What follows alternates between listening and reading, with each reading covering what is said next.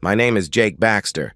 It's been a year now since the world as I knew it blew up in my face. I suppose that's not a fair thing to say. The world didn't just blow up. I blew it up myself. I pulled it down around me, and I walked away from the destruction. To my credit, I had help. At least 60 cheaters set the charge. I just lit the fuse. My wife was one of those cheaters, and I took a perverse pleasure in bringing them all down with her. Before my great awakening, I was a happy, clueless husband in love with his wife and delighted with our life together. Everything was going great. We'd been married for 5 years, and we had a little place of our own with good friends and neighbors I enjoyed, great jobs, and supportive families. We made more money than we needed, and we were saving for the future. The future turned out to be something other than what we planned. I wish I could tell you something about us or our marriage that could make sense of this story, but the truth is, I cannot understand it myself. I married my college sweetheart. She was sweet and kind and funny. She was loving and affectionate. She was never the type to flirt with other men. She didn't dress provocatively, and I never doubted she was faithful to me. I work in a research and engineering lab that designs highly specialized electronics for NASA and the military. We jokingly call it Geek Central. The thing about most geeks is that we are very complicated at work, but we are very simple at home. What you see is what you get. There is no subterfuge because we're not good at it. A lot of people think that geeks are adolescents.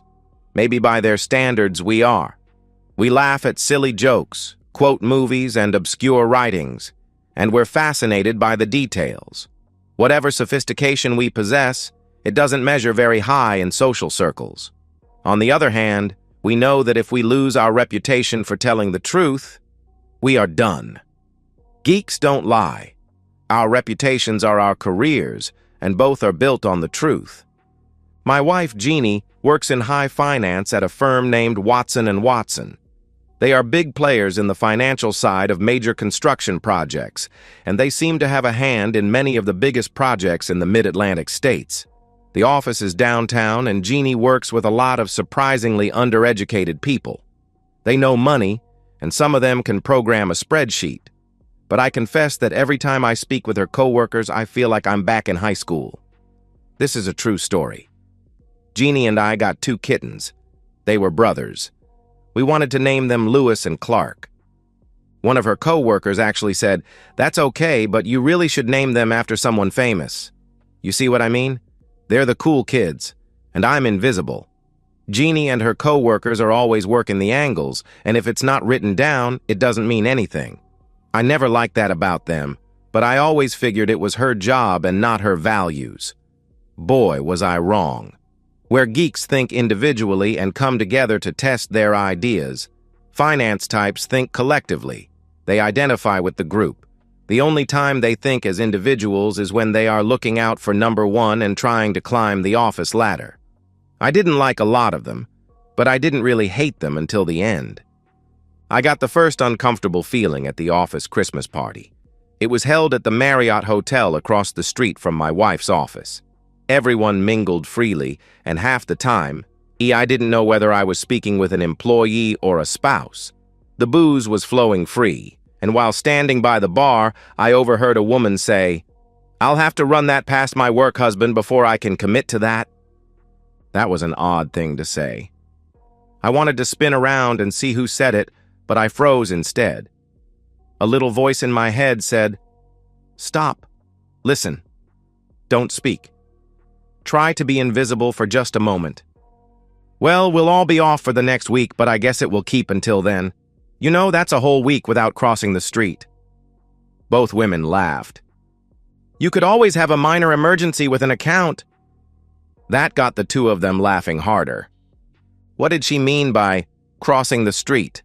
Were they thinking they had to return to work in the middle of the Christmas party? I don't know what I was hearing, but it bothered me. I remember thinking, boy, did I marry the right woman? Whatever they're thinking, it doesn't sound good. Then I let myself forget about it and returned to the party. I didn't give it another thought for about the next 3 weeks. Friday evening, I was coming up from our basement on carpeted stairs when I heard my wife say, "Okay, I'll get right on it. Hey, what's a wife for anyway?" Then she laughed.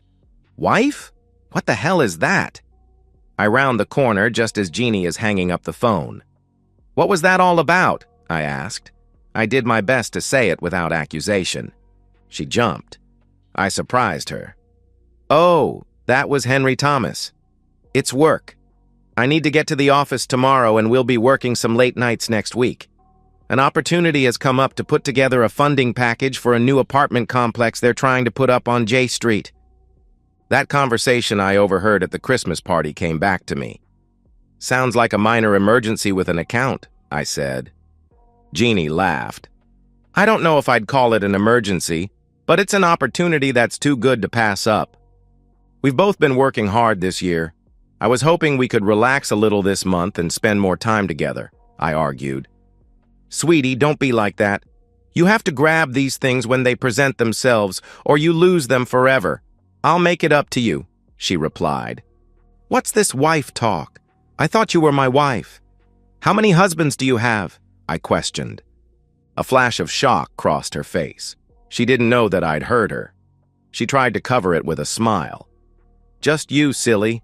It's something we say at the office.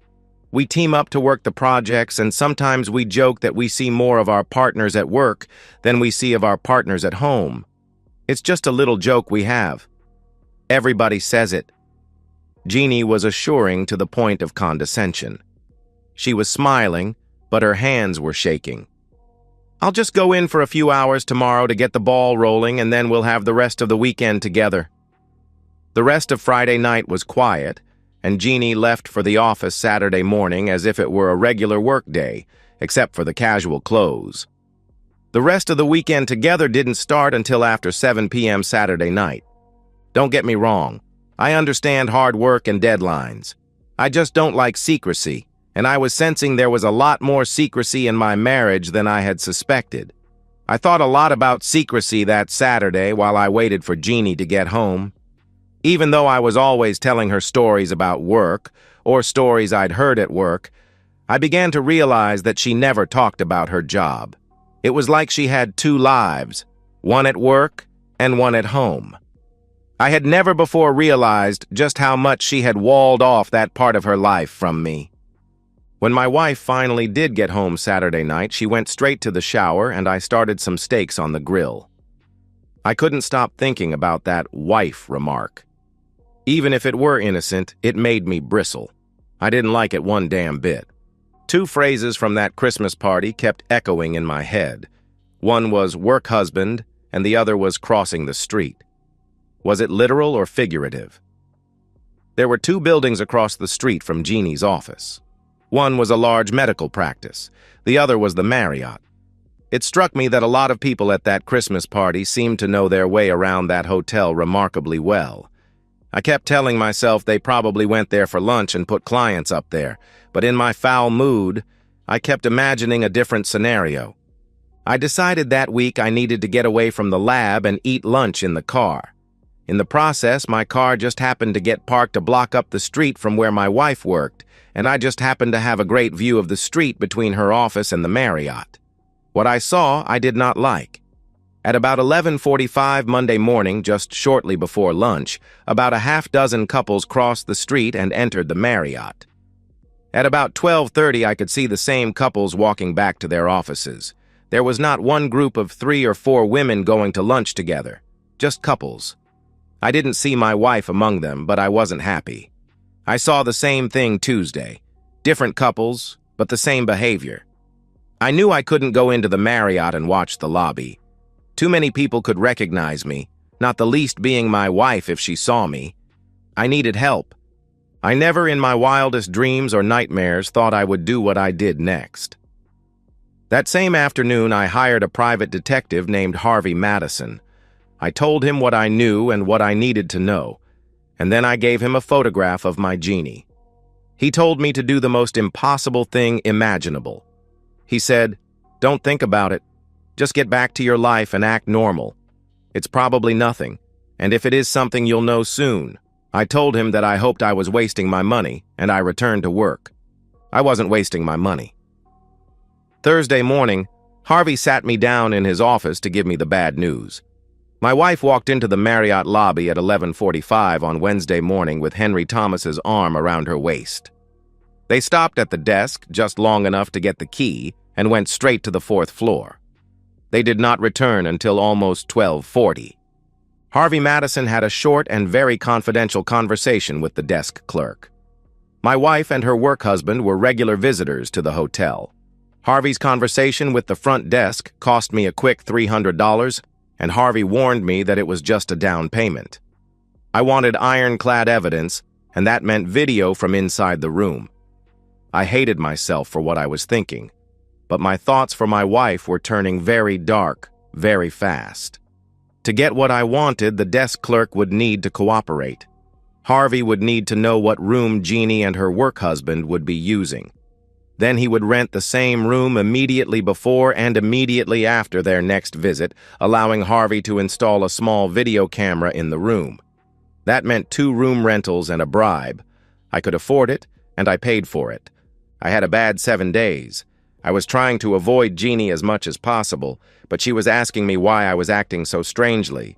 I just told her it was work, but I doubt I was fooling her. She wanted to make love, and I told myself that if I hadn't caught anything yet, I probably wouldn't. So we did. My heart wasn't in it. My only emotions were anger and pain. I felt like my marriage was dying, and I still had very little evidence with no explanation. I knew she was cheating, but I tried to tell myself not to judge until we had the room video. I had to see it to be sure. Harvey got the call from the clerk and rented the room for the next Wednesday morning and evening. I went to his office Thursday morning. Now I had the evidence and the broken heart that went with it. I watched a 40-minute video of my loving wife, the center of my universe, having intimacy with her work husband, Henry Thomas. The world as I knew it was ended. A geek's mind runs in strange directions sometimes. I remembered the old joke about the husband who comes home to find his wife cheating on him. He puts a gun to his head and says, "Don't laugh, you're next." I promised myself to do things in their proper order. They would pay, and I would walk away. Before that, I needed to get away for a few days. I could not be in the same house with her. I spoke with my boss and arranged for the rest of the week off. If anyone asked, I was needed down at Wallops for the weekend. I went home, packed a bag, left a note, and headed west. I had a childhood friend, David, who lived about an hour past Baltimore, and he agreed to put me up for the weekend. I counted my blessings that I did not cross paths with Jeannie while I was home. I don't know what I would have done, but I was in no shape to act normal. I needed time to think, to plan, and most of all, to calm down. Do you know something? Leaving that note was the first time that I ever lied to my wife. I actually felt bad about it, but I had to get away and I wasn't about to tip my hand just yet. The drive west gave me a little time to think. Did I really know this woman? Was she so good at compartmentalizing her life that she could rationalize having 2 husbands? I knew one thing for sure. My wife had confused trusting for stupid. I was never stupid, and lying to a husband who trusts you completely is no great trick at all. Now the days of trust were behind me. My marriage was dead, and all that remained was the funeral. The thing about childhood friends is that they know you completely. They knew who you were then, who you are now, and what you're thinking all the time. You can't hide from them. My friend read my face not 2 minutes after I walked through his door. I told him the news, and like good friends are supposed to do, he got as angry as I already was. It was his wife, Marie, who tried to calm us both down and make us think. She didn't defend Jeannie. She just wanted me to know for certain what I wanted and not go off half-cocked. Make no mistake, for a true understanding of the social contract, you need a woman's point of view. Where I was angry at my wife and her work husband, her focus was on all the other women who worked in that shop. In her mind, it's the women that control intimacy, and every woman there was either participating in the behavior or turning a blind eye to it. She said, "Men are pigs, and it's up to the women to civilize them. Then she smiled at her husband, who reluctantly agreed. I want to bring them all down. I'm divorcing my wife, that lying, cheating woman. She's betrayed me, and obviously not for the first time, but I want to hurt them all. I want to make her Mr. Henry Thomas wish he was never born with a tool, and I want every cheater in that office to regret every day they crossed that road to cheat. Marie was trying to talk sense to me. Make very sure you're ready for the fallout. There may be a reason for this that you don't know. Maybe she'll regret her actions so much that she'll never do it again. You loved this woman enough to marry her. Do you want to throw it all away now? Think about it. I pulled out the video, and they watched it with me. Henry Thomas was a paper pusher. His work was the business of money. Where I went running after work, he went to expensive restaurants. Henry Thomas was soft. For 40 minutes, we watched my wife give herself to her work husband. It was humiliating. She was smiling, even laughing, but I was dying. Henry Thomas wasn't anything special. He was also average. He didn't last forever. He wasn't even particularly rhythmic. The odd thing was that most of the conversation centered on work. As they got undressed, they talked about the ongoing project, and as they got dressed later, they talked about the afternoon schedule. When the video ended, there was silence in the room. I turned to Marie and asked, "How long should I think about it?" She just shook her head, hugged me, and started preparing dinner. David grew up to be a lawyer. I know, but he's a friend, so I forgave him. His wife teaches high school science. Both have surprisingly analytical minds. We talked a lot that weekend, and with their help, I formulated a plan. I called Harvey and filled him in on what I wanted. It was going to cost me, but if I was patient, it could be done. We decided to divide my wife's office into two groups. There was management and those who worked closely with Jeannie. That was one group of about 10 people plus their work spouses. I wanted them to be not just burned, I wanted them incinerated. The rest would feel the heat, but I wouldn't spend my savings burning them. Harvey would get video cameras into the rooms of management and the targeted co-workers. The rest would be filmed coming and going through the lobby. When I was ready to file the divorce papers, I would sue the company and share what I had with the spouse of every employee there. I spent a lot of time that weekend wondering if I'd missed the signs. There must have been signs. She never seemed unloving. She was supportive when I described my work. Could she really live two lives without guilt? Was she a sociopath? Her nervous reaction when I asked her about the wife remark that first Friday told me she knew right from wrong, or at least she knew there could be consequences for her actions. I couldn't figure out how anyone could live two lives without a nervous breakdown. Sometime during the course of the weekend, it occurred to me that by leaving town, I had given Jeannie and her work husband the perfect opportunity to use our home for their tryst. I thought about it, got mad, and then realized it did not matter one bit. I was divorcing her regardless of her actions now. I'd leave her the damn bed just in case and take what I wanted of the rest. I steeled myself for the coming deception, and I drove home Sunday night. In order to save a few bucks, we decided not to video any of the work spouses in their hotel rooms more than once. The exception would be my wife and her Mr. Thomas. That cut down on the room rentals, and it would just be 2 hours each day for Harvey's people. Where Jeannie was concerned, I wanted to cut off any claim of, it was only the one time.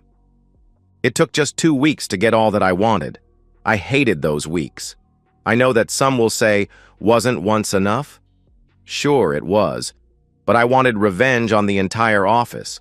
Everyone who knew my wife was cheating and said nothing to me, and that took a little longer. Most work spouses seemed to sneak away once each week. A few crossed the street more often, and some maybe less. We didn't catch them all, but we caught enough. Jeannie and her work husband were on an every Wednesday schedule. I decided to work late a lot of nights, but that wasn't enough. It hurt too much to be home. I arranged another emergency trip to Wallops on Thursday, but in reality, I stayed at a hotel near work that night. Friday night, I drove west to visit David and Marie again, and then on Monday night, I stayed at the hotel again. Jeannie began to complain that I was ignoring her, and at least for my part, the relationship turned frosty. She had no idea how frosty. For whatever reason, she tried to keep up a normal relationship at home, but I wasn't much help, and it began to show in her overall demeanor. I started sleeping in the guest room and getting out of the house early. I could have my deadlines at work, too. She may have thought that our marriage was in trouble, or maybe she bought my excuses, or maybe she just didn't care. Either way, it didn't stop her Wednesday lunches with her work husband.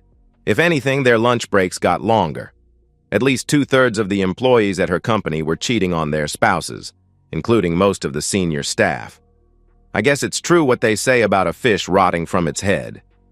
Months later, I realized that in the 3 videos I saw, they never mentioned me even once. He didn't malign me.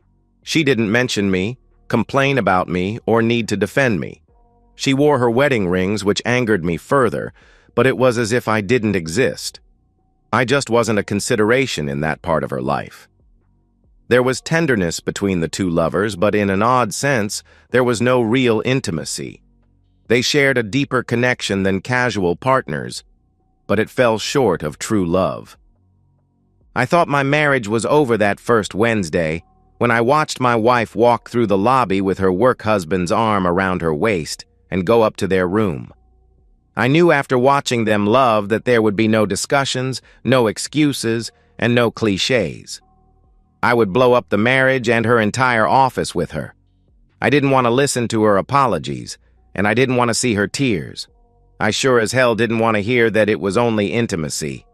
3 rendezvous, 4 really, would silence any claims that she loved only me. My lawyer prepared the legal documents, and Harvey prepared the rest. At 10 on Monday morning, a process server walked into the offices of Walker and Walker to serve both Jeannie and Henry Thomas at their desks. Then he walked into the office of the CEO and served the company. It seems almost ironic now, but the CEO of Walker and Walker was George Walker, and he was one of the cheaters. George Walker was 67, and he had a trophy wife who was just 29. Why did he need to have an affair with a 45-year-old secretary on the side? I will never understand some people.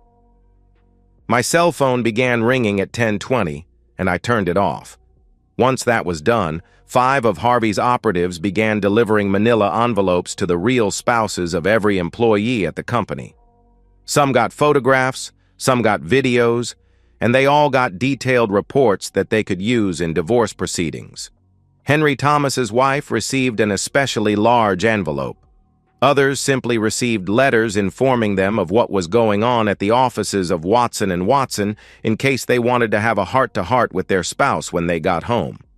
They all got a short note saying, "In the interest of full disclosure, you can thank Jeannie Baxter for bringing this to our attention."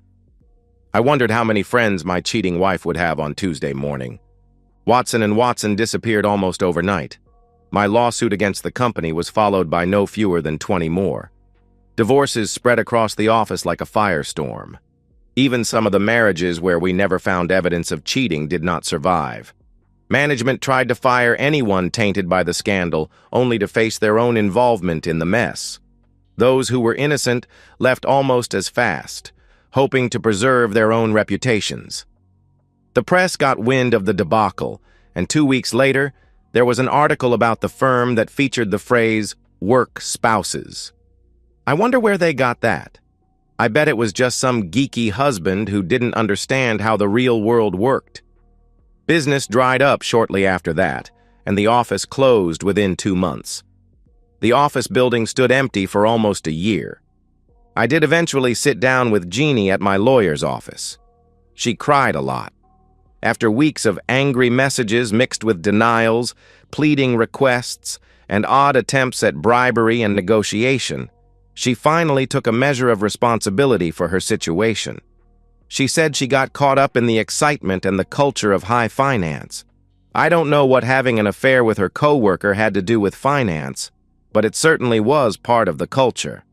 The apology didn't last very long, and in the end, she said it was partly my fault for not discussing my concerns with her.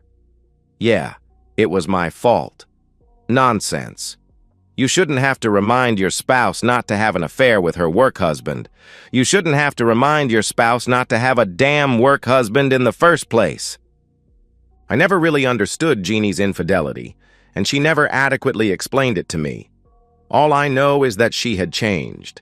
The bright-eyed and seemingly truthful girl with an interest in business had become a duplicitous and highly deceptive cheat who seemed to live by the slogan, "If he doesn't know, it won't hurt me."